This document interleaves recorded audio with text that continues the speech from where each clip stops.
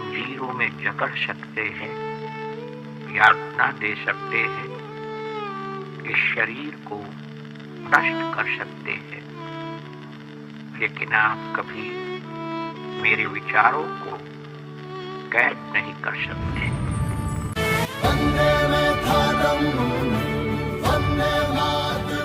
की जंग उसके कई दशकों पहले से चल रही थी, लेकिन गांधी जी की एंट्री ने भारतीय स्वतंत्रता आंदोलन में जबरदस्त जान फूंकी।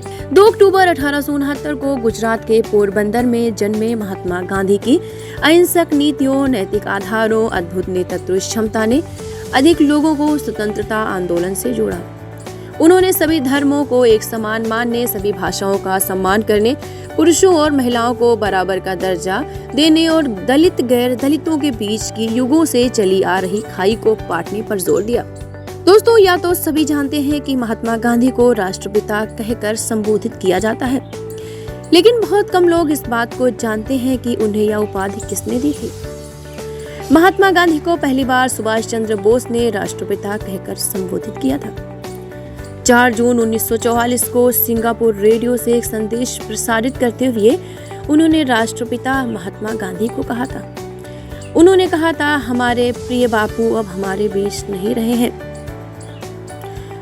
स्कूल में गांधी जी अंग्रेजी में अच्छे विद्यार्थी थे, जबकि गणित में औसत व भूगोल में कमजोर छात्र थे। उनकी हैंड राइटिंग बहुत ही सुंदर थी। उन्हें अपनी फोटो खिंचवाना बिल्कुल भी पसंद नहीं था। उन्हें 5 बार नोबेल पुरस्कार के लिए नामित किया गया था। दोस्तों, श्रवण कुमार की कहानी और हरिश्चंद्र के नाटक को देखकर महात्मा गांधी काफी प्रभावित हुए थे। राम के नाम से उन्हें इतना प्रेम था कि अपने मरने के आखिरी क्षण में भी उनका आखिरी शब्द राम ही था। जब नाथूराम गोडसे ने उन्हें गोली मारी तो उनके मुंह से यही शब्द निकला, हे राम। उनका आखिरी शब्द राम ही था। साल 1930 में उन्हें अमेरिका की टाइम मैगजीन ने मैन ऑफ द ईयर से नवाजित किया। 1934 में भागलपुर में भूकंप पीड़ितों की मदद के लिए उन्होंने अपने ऑटोग्राफ के लिए 5-5 रुपए की राशि ली थी। क्या आपको इस बात की जानकारी है कि 15 अगस्त 1947 को भारत को आजादी मिली थी तो महात्मा गांधी इस जश्न में नहीं थे। तब वे दिल्ली से हजारों किलोमीटर दूर बंगाल के नोआखली में थे, जहां वो हिंदुओं और मुस्लिमों के बीच हो रही सांप्रदायिक हिंसा को रोकने के लिए अनशन कर रहे थे। गांधी जी ने 15 अगस्त 1947 का दिन 24 घंटे उपवास करके मनाया था। उस वक्त देश को आजादी तो मिली थी, लेकिन इसके साथ ही मुल्क का बंटवारा भी हो गया था।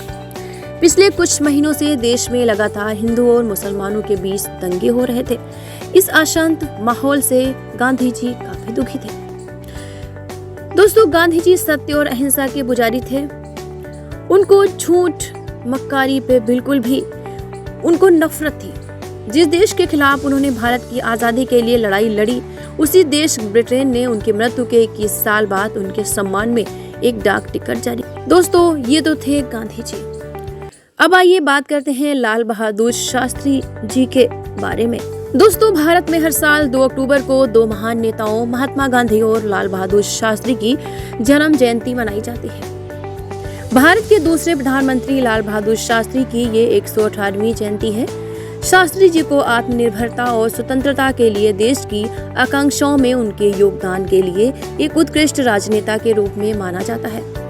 वे असाधारण इच्छा शक्ति वाले एक शानदार विचारक थे, जिन्होंने अपने जीवन में कठिनाइयों को बड़ी सरलता से न सिर्फ पार किया, बल्कि सभी के लिए प्रेरणा बने।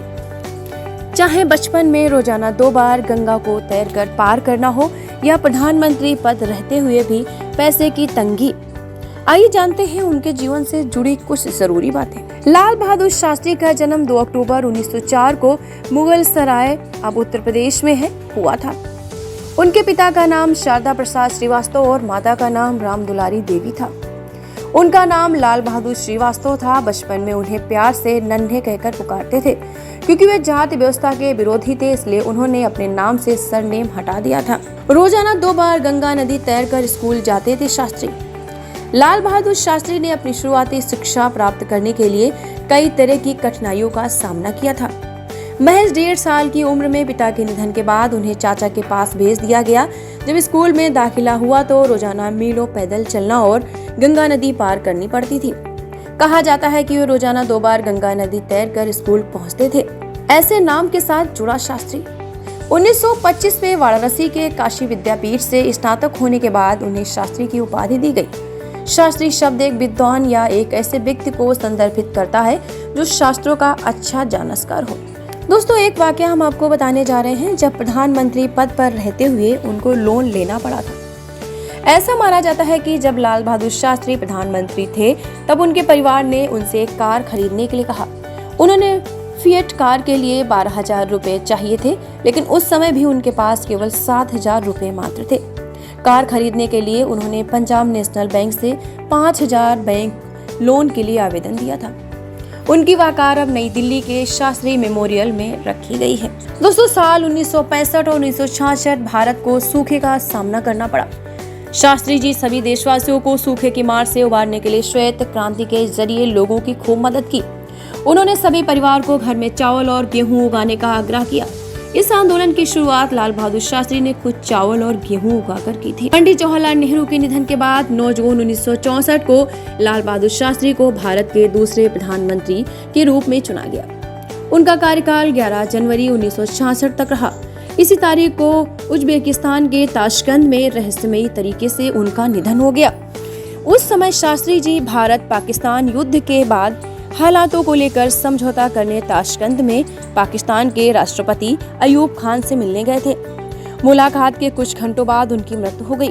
आपको जानकर हैरानी हो सकती है कि संसदीय लाइब्रेरी में भी उनकी मौत की जांच के लिए बैठी राजनारायण कमेटी की कोई रिकॉर्ड नहीं है। तो ऐसे थे हमारे लाल बहादुर शास्त्री। दोनों महान सपूतों को शत शत नमन।